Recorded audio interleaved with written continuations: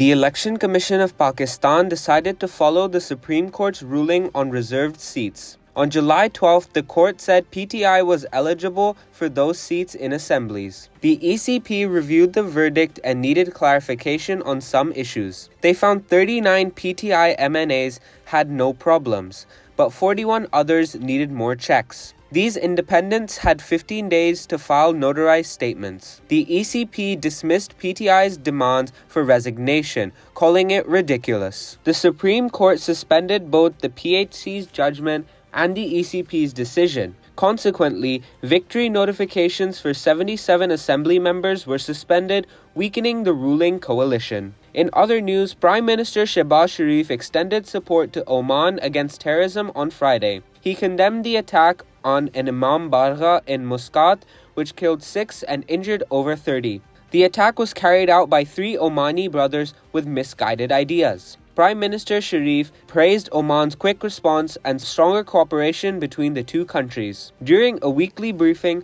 Foreign Office spokesperson Mumtaz Zahra Baloch addressed the U.S. statement on the PTI ban. She asserted that Pakistan can handle its internal issues independently and warned against foreign interference. Such attacks undermine bilateral relations and regional stability. The Bannu cantonment attack underscores the urgent need for Afghanistan to take concrete and effective action against terrorist sanctuaries within its borders. Despite Pakistan's repeated calls for action, the presence of TTP and other terror groups in Afghanistan continues to pose a serious threat to regional peace and security. She also discussed the Supreme Court's reserved seats verdict, noting it could make PTI the largest party in parliament if implemented. Punjab Chief Minister Maryam Nawaz voiced her surprise and concerns over the Supreme Court's ruling on reserved seats. She questioned the validity of reinstating individuals she described as criminals of the nation. Nawaz criticized the court's action, urging a focus on the nation's functionality rather than personal agendas. देखा है कि आइन और एक जमात को favour करने के लिए, एक हारे हुए शख्स को फेवर करने के लिए जो आज कौम का मुजरिम है, कौम की जो आज जो तकलीफ़ें हैं, जो मुसीबतें हम पर आई हुई हैं बतौर मुल्क और बतौर काम, वो उसका जिम्मेदार है. आप देखिए उसको लाने के लिए आइन को रीराइट कर रहे हैं. मैं तो अकल नहीं मानती इन फैसलों को, अकल नहीं मानती इन चीज़ों को कि ये तो उनसे तहरीक इंसाफ ने मांगा भी नहीं वो जो उनको मिल गया है, ट्रे में रख के पेश किया उनको और उनको कहा है कि 15 दिन के अंदर अंदर तहरीक इंसाफ ज्वाइन करो. वो तहरीक इंसाफ जो बतौर जमात पार्लियामेंट में एग्जिस्ट ही नहीं करती, वो अल्लाह ताला को हाजिर नाजिर जानकर एक एफिडेविट जमा करा चुके हुए हैं. उनको कहा गया है कि नहीं वो एफिडेविट ठीक नहीं है, तहरीक इंसाफ को ज्वाइन करो. मुझे तो इंसान की अकल दंग रह जाती है कि ये कौन है जिनको आज मुल्क की तरक्की, मुल्क आगे बढ़ता हुआ अच्छा नहीं लग रहा और उसके लिए वो आइन को रीराइट कर रहे हैं. In anti-terrorism efforts, the CTD Punjab arrested senior Al-Qaeda leader Aminul Haq on Thursday. Haq, a close aide of Osama bin Laden, was detained in Sarai Alamgir. He faced charges for planning sabotage against key installations, marking a key step in Pakistan's fight against terrorism. On the economic front, the Pakistan Stock Exchange faced heavy selling pressure on Friday.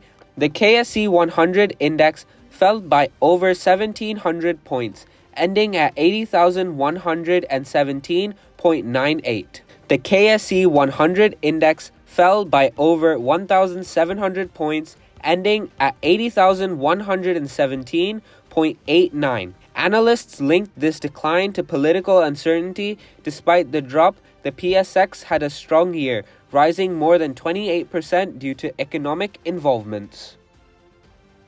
3 more people died in Bangladesh on Friday during a crackdown on student-led protests. These protests against government job quotas persisted despite a public gathering ban. Police used tear gas to disperse crowds. Reuters reporters saw fire and smoke in Dhaka. Telecommunications were disrupted and TV channels went off the air. Authorities had cut out mobile services the previous day to calm the unrest. Train services nationwide were halted as protesters blocked roads and clashed with security officials. The violence had already claimed 32 lives and injured 1,500 across 47 districts. The protests started over quotas for government jobs and have been fueled by high youth unemployment since economic issues. International groups criticized the response, and the EU called for a peaceful solution. The situation remains tense with disrupted communications and ongoing conflict.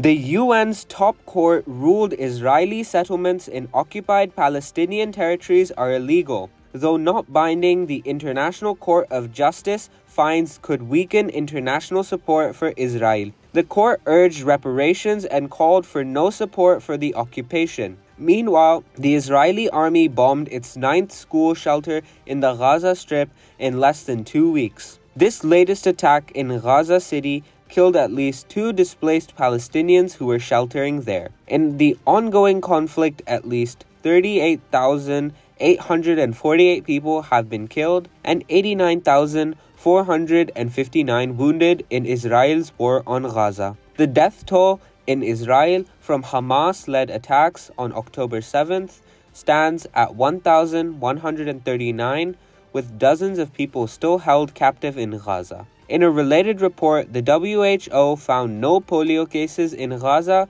despite detecting the virus in sewage. The vaccine-derived poliovirus was found in June samples. The WHO emphasized that there have been no actual cases yet. In another development, the Israeli military reported Hezbollah launched 65 rockets at Israel, with some intercepted. This came in response to Israeli strikes in southern Lebanon. Israel's military retaliation hitting Hezbollah targets in Aita al-Shab, Balida, and Hula. Hamas and the Palestinian Islamic Jihad have urged the Palestinian Liberation Organization to retract its recognition of Israel.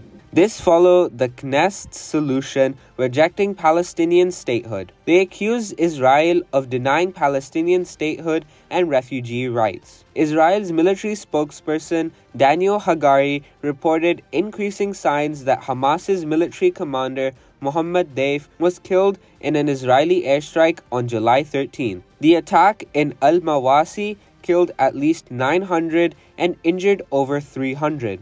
Hamas denied Deif's death, stating he is alive and leading their military operations. In a move to support stability, the European Commission will provide the Palestinian Authority with 400 million euros in emergency support over 2 months. This aid in grants and loans is contingent on reform progress and aims to boost stability in the West Bank. Moreover, Britain's Labour government will resume funding to the UN Palestinian Refugee Agency. Foreign Minister David Lammy announced 21 million euros in support, with assurances that the agency meets neutrality standards. Meanwhile, the UN Human Rights Office has warned of spreading anarchy in Gaza. It cited looting and unlawful killings amid the ongoing humanitarian crisis. Ajit Sungay linked the chaos to Israel's impact on local law enforcement and public order.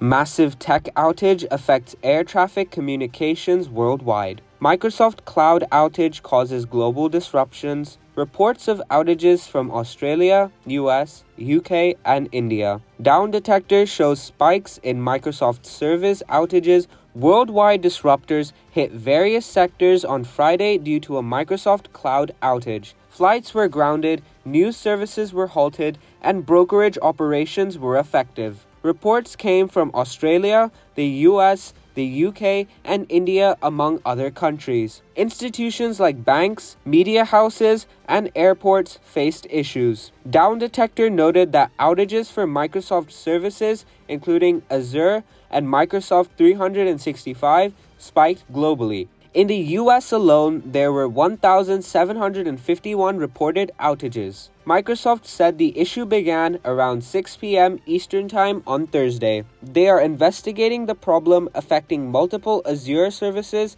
and Microsoft 365 apps. CrowdStrike acknowledged that its Falcon sensor software caused crashes on windows known as the blue screen of death. In Pakistan, outages were minimal. PIA reported that flight operations were normal despite a brief delay. U.S. airlines faced communication problems grounding flights. Low-cost carriers resumed normal operations later. Australia and New Zealand experienced disruptions in banking, airlines, and telecom services. The issue was linked to CrowdStrike and Microsoft. In India, airlines faced booking system problems but are working to resolve them.